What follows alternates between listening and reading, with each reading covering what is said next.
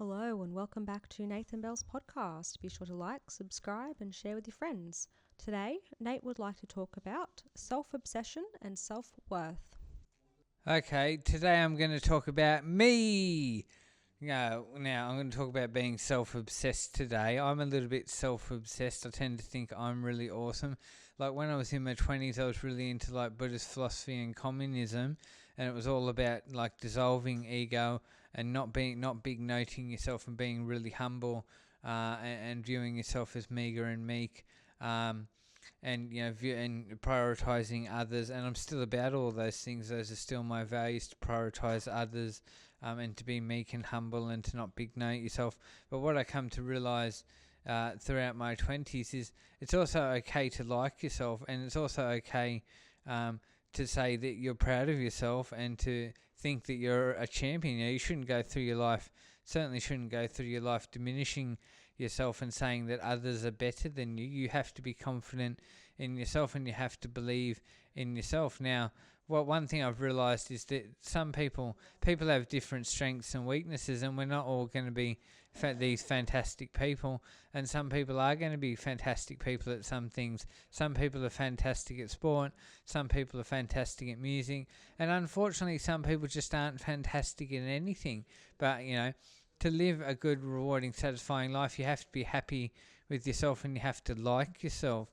So I'm still into all that selflessness and abandoning ego and being humble and not big noting yourself. But over recent years, I've decided to big note myself a bit more and to say I'm awesome, I'm fantastic, and I'm great, and I'm going to save the world.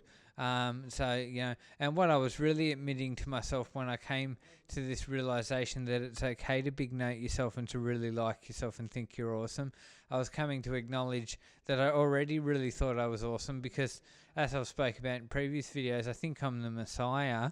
I think I'm God's gift to humanity. I'm here to save the earth, to predict a nuclear war, and to help rebuild the world and lead the world into a glorious new age after the nuclear war.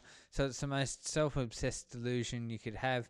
Now, I am the Saviour. I am the Messiah. I am fantastic, the ultimate guide, the ultimate mentor.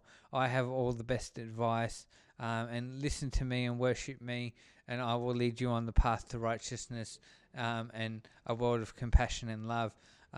So that's what I'm presenting now. This is my self-obsession that I'm talking about.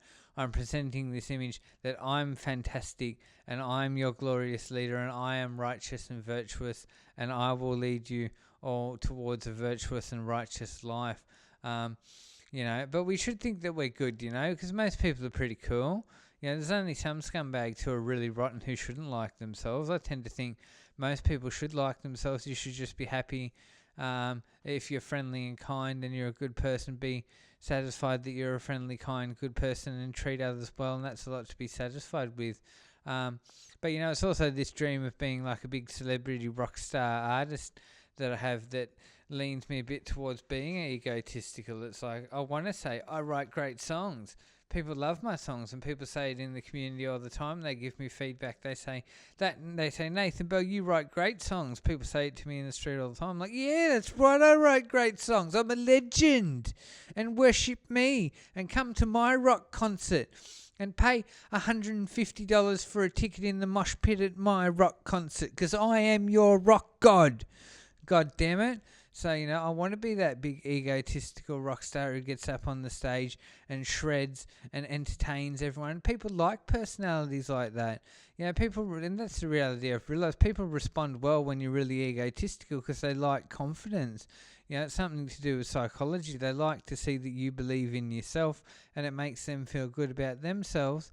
Because a lot of us don't believe in ourselves, and I think at different stages in our lives we vary between self-worth and self-doubt, and it's important to doubt yourself as well, because you've got to accept the reality that if you don't perform to a certain standard, you won't succeed.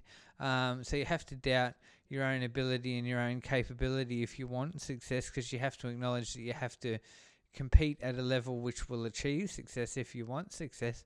But believe in yourself as well and think you're awesome.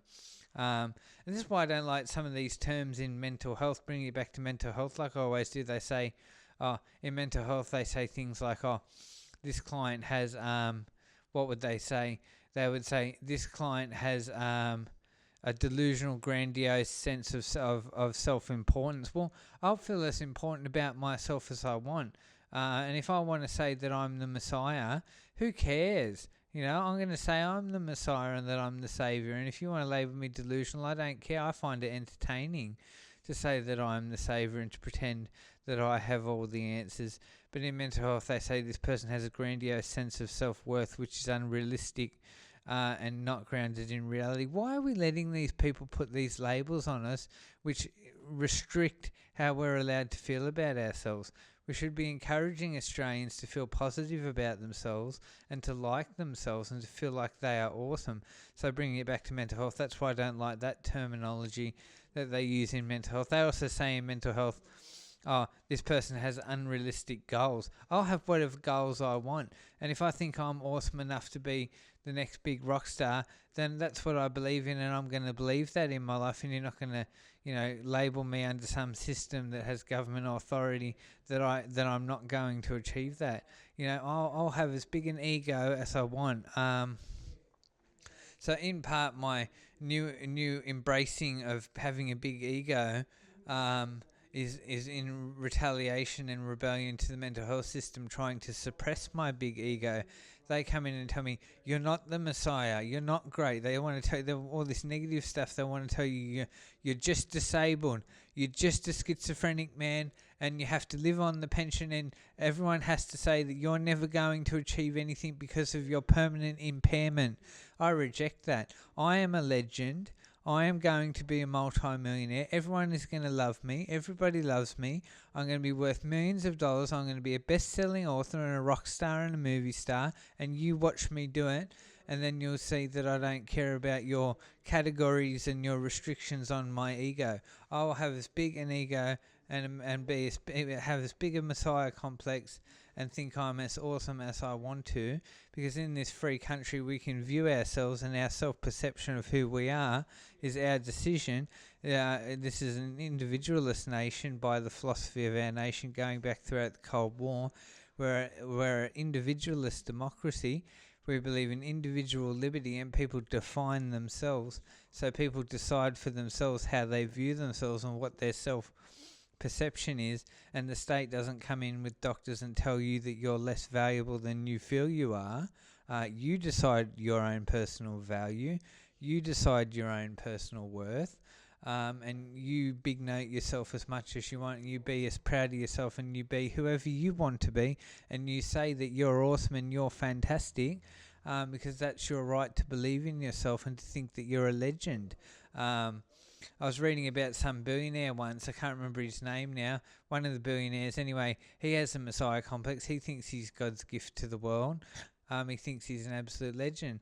Well, maybe he is, because he's in command of $1 billion empire. Maybe he does have some mystical powers that have allowed him to get to that level. Who knows? But believe in yourself. Big note yourself as much as you want. Believe that you're fantastic. Have self-worth and love yourself. Because otherwise you're going to live a miserable life. So there's some thoughts about my self-obsession and your right to be self-obsessed, and why we all can be a bit self-obsessed and love ourselves and have self-worth. So drop a comment in the comment section what you think about that.